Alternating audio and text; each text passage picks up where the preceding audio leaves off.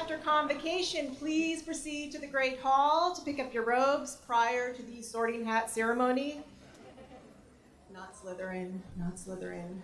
Please, not Slytherin. Sorry, I just couldn't resist saying that because every year, at least once during Convocation, my mind goes there, and I know some of your minds did too.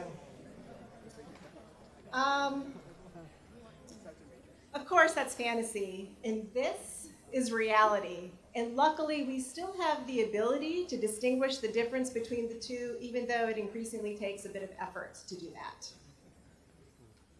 Now, for all you students seeing the faculty here for the first time, I promise this is not how we will show up when it comes time to teach your classes next week.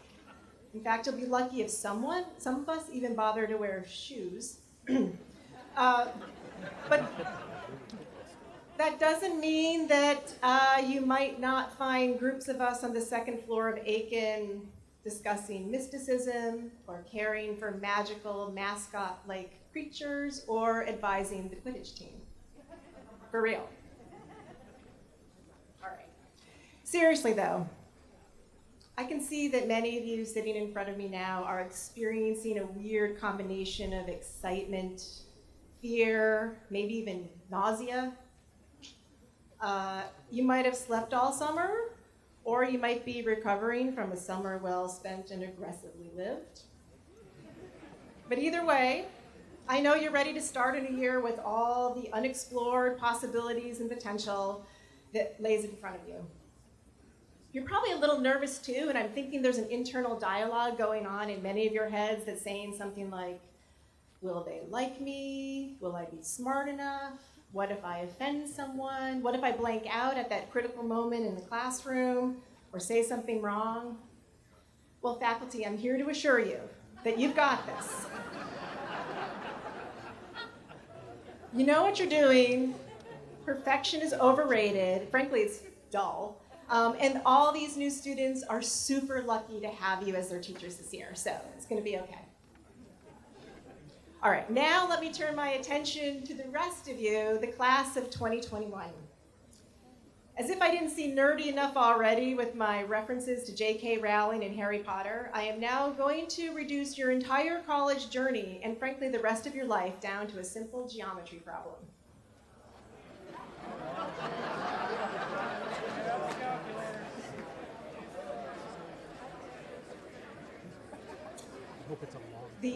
Are you ready?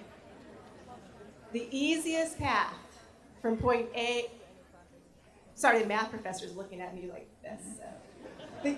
No, I got this, Melanie. The easiest path from point A to point B is a straight line. But frankly, it's also the most boring. Since you managed to get here, chances are that you've figured out how to navigate the straight relatively easy. And that's a really great skill to have. So I applaud you for your ability to graduate from high school in 4-ish years or so, to take the SATs or the ACTs once, maybe even twice, to master the art of the 5-paragraph essay, to apply to a solid collection of aspirational, long-shot, realistic, and safety schools, to get accepted to at least a few of them, to select at least one of them, and to choose a major. I also know that you went through the process of kind of packing up your clothes and maybe your stuffed animals, choosing a new comforter for your dorm room, and perhaps even buying a technically prohibited electric kettle.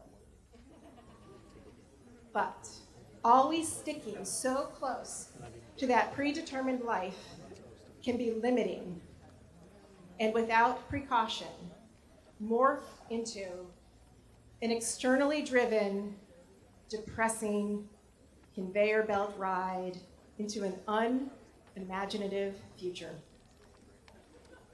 So I am here today to encourage you to deviate, to step off the line, and to go off track. It is okay to move in an erratic diagonal, or to stop and pause, to sit on the side of the road, or perhaps to go full-on free fall down an unexpected rabbit hole, or in any other way wander off that predetermined path that is laid out before you. In the end, you'll get where you need to go, and you'll appreciate the journey all the more that got you there. Even if it turns out that through your openness to discovery, point B was never the right destination for you in the first place. Okay, here we go. Every moment in life is an infinite branch point of possibility. And while it's true that with every choice, those infinite possibilities collapse, a whole new series of infinite possibilities will present themselves to you. So be fearless in the face of the unknown and take chances all over the place. The results have the potential to be mathematically limitless. Trust me, I'm a scientist turned humanist, so I know these things. Okay, so Champlain College is unapologetically professionally focused, which is probably why you chose it. Super cool. But your life is bigger than that, and you are more than that. There's a long way to travel between your horizons. So step sideways, get a little lost, and remember that if you find yourself somewhere you never imagined you'd be, it's still going to be okay. It might even be awesome. If it turns into a mess, well, at least it'll be your mess, and it will be a beautiful one.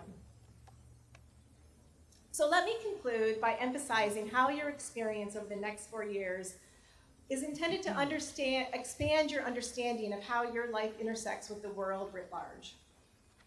Frankly, in some ways, preparing these remarks today was really challenging because there's a dark mark in the air, and the world is a moving target, and the focus of our attention seems to shift by the week, by the day, maybe even by the hour. But we are grounded in a truth, and that truth is that these are difficult and challenging times. Pockets of profound poverty, the lack of equal access to quality education, growing international tensions, global health disparities, significant human rights abuses, impending catastrophic climate change, indifference, intolerance, the very survival of democracy, all couched in an era where magical thinking seems to increasingly triumph over rational thought.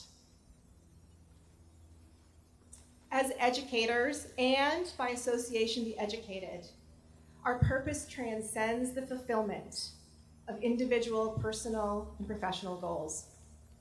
We must face global problems like these head on, because we are ultimately here to fight for a collective humanity that everybody can be proud of. We don't pretend to have all the answers, but we are not afraid to keep asking the tough questions.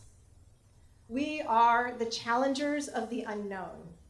We will persist, and we invite you to join us.